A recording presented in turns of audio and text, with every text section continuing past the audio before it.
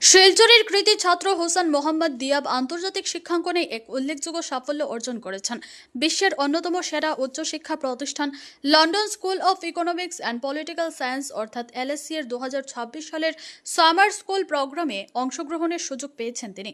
বর্তমানে দিয়াব Vellore institute of টেকনোলজিতে কম্পিউটার সায়েন্স অ্যান্ড ইঞ্জিনিয়ারিং বিভাগে বিটেক অধ্যয়নরত। এলএসসি কর্তৃপক্ষের জারি করা অনুমোদনপত্র অনুযায়ী তিনি AI for business management strategy and governance শীর্ষক বিশেষ কোর্সে আগামী 22 জুন থেকে 10 জুলাই পর্যন্ত অংশ নেবেন। শিক্ষামহলের মতে লন্ডনের এলএসসি এর সামার স্কুলে সুযোগ পাওয়া অত্যন্ত প্রতিযোগিতামূলক এবং বিশ্বের বিভিন্ন দেশের মেধাবী ছাত্রছাত্রীদের মধ্য থেকে নির্বাচিতদেরই এই সুযোগ দেওয়া হয়।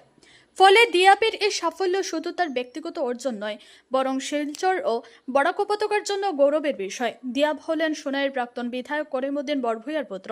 তার এই কৃতিত্বে পরিবার, শিক্ষক, শিক্ষিকা, সহপাঠী এবং শুভানুধ্যায়ীদের মধ্যে আনন্দের আবহ সৃষ্টি হয়েছে।